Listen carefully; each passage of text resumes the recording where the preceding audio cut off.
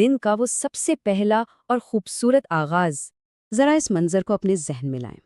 دن کی شروعات کسی شور یا پریشانی سے نہیں بلکہ شکر گزاری سے ہو رہی ہے۔ الحمدللہ۔ ایک پرسکون بیداری، نرمی سے الارم بند کرنا، بستر کو سلیقے سے سمیٹنا اور پھر بڑے ہی اطمینان سے وضو کرنا، کمرے میں لیمپ کی ہلکی ہلکی روشنی اور کھڑکی سے آتی ہوئی چاندنی۔ سوچئے، یہ محض جاگنا نہیں ہے بلکہ ایک نئی صبح کے لیے اللہ کا شکر ادا کرنا ہے۔ اور یہ چیز بڑی شاندار طریقے سے واضح کرتی ہے کہ ہمارے دن بھر کی یہ 5 نمازیں فجر، ظہر، عصر، مغرب اور عشاء دراصل ہمارے پورے معمول کی بنیاد ہیں۔ یہ نمازیں صرف وقت کو تقسیم نہیں کرتیں بلکہ ہمارے دن کو ایک بہترین روحانی ڈھانچہ فراہم کرتی ہیں۔ اب اس سین کو دیکھیے، تہجد اور فجر کی ادائیگی، کیمرے کے بڑے ہی سلو اور ایستھیٹک اینگلز، کھڑکی سے اندر آتی ہوئی سورج کی پہلی کرنیں اور باہر سے پرندوں کے چہچہانے کی آوازیں، اور پھر نماز کے بعد چہرے پر مکمل اطمینان کے ساتھ قرآن پاک کی تلاوت، اندھیرے سے صبح کی روشنی تک کا یہ سفر، سچی بات ہے اس سے زیادہ خوبصورت اور کیا ہو سکتا ہے؟ چلیں اب آگے بڑھتے ہیں اپنے تیسرے حصے کی طرف، صبح کے بعد کا وقت، یعنی گھر کے کام اور پڑھائی۔ کچن کا یہ صبح کا معمول کتنا پیارا اور خاندانی محبت سے بھرا ہے۔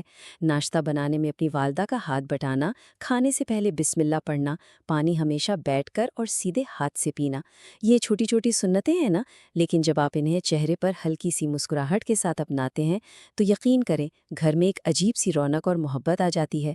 یہی تو وہ حلال زندگی ہے جو رشتوں کو مضبوط کرتی ہے۔ اور ہاں، پروڈکٹیو ہونے کا مطلب صرف دفتر کا کام نہیں ہے۔ کمرے کی صفائی کرنا، پودوں کو پانی دینا، فوکس کے ساتھ کتابیں پڑھنا اور نوٹس بنانا، یہ سب ایک زبردست اور صحت مند مصروفیت ہے، اور وہ بھی مکمل حیا اور سکون کے ساتھ۔ غبری اینیمیشن کی ان خوبصورت تفصیلات کے بیچ یہ منظر ہمیں بتاتا ہے کہ ہم اپنا دین اور دنیا کتنے بہترین طریقے سے ساتھ لے کر چل سکتے ہیں۔ اب باری آتی ہے چوتھے حصے کی، یعنی دن کا وسط، ظہر اور عصر کی نماز کا وقت۔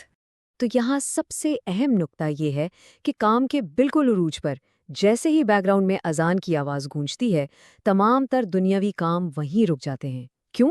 تاکہ وقت پر نماز ادا کی جا سکے۔ یہ ایک انتہائی خوبصورت وقفہ ہے جو دین اور دنیا کے درمیان ایک پرفیکٹ بیلنس کو دکھاتا ہے۔ اس دوپہر اور شام کے معمول میں کچھ بڑی پیاری سنتوں کو بھی دکھایا گیا ہے، جیسے جسمانی صفائی کے لیے مسواک کا استعمال، روح کے سکون کے لیے زبان پر ذکر، اور گھر والوں کے ساتھ بالخصوص چھوٹے بچوں کے ساتھ حسن اخلاق سے پیش آنا اور ان کی مدد کرنا۔ یہ وہ چھوٹی چھوٹی لیکن پاورفل چیزیں ہیں جو اسلام کو ہماری روزمرہ زندگی کا عملی حصہ بناتی ہیں۔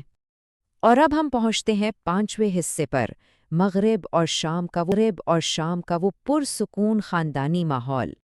ذرا اس منظر کی منظر کشی کریں، سورج غروب ہو رہا ہے، آسمان پر کتنے دلکش رنگ بکھرے ہیں، گھر کے اندر لالٹینوں کی وہ نرم سنہری سی روشنی جل اٹھتی ہے، پورا خاندان ایک ساتھ بیٹھا ہے، بالکل پرسکون، اور گھر کی فضا میں قرآن پاک کی نرم اور مسحور کن تلاوت گونج رہی ہے۔ یہ جذباتی اور خالص اسلامی ماحول دن بھر کی ساری تھکاوٹ کو پل بھر میں غائب کر دیتا ہے۔ اور اس طرح ہم اپنے چھٹے اور آخری حصے تک آ پہنچتے ہیں، عشاء اور وہ پرسکون رات، دن کا خوبصورت اختتام۔ رات کا یہ معمول واقعی بہت تسلی بخش ہے۔ سونے سے پہلے دل سے دعا مانگنا، قرآن پاک کی تھوڑی سی تلاوت، سونے کی مسنون دعائیں، اور پھر لیمپ بند کر کے ایک پرسکون نیند کی طرف چلے جانا۔ کھڑکی سے آتی ہوئی چاند کی وہ ٹھنڈی ٹھنڈی روشنی پورے دن کو ایک نہایت خوبصورت اور جذباتی سا اختتام دیتی ہے۔ تو اگر ہم اس سب کو سمیٹیں تو اس کا نچوڑ کیا ہے؟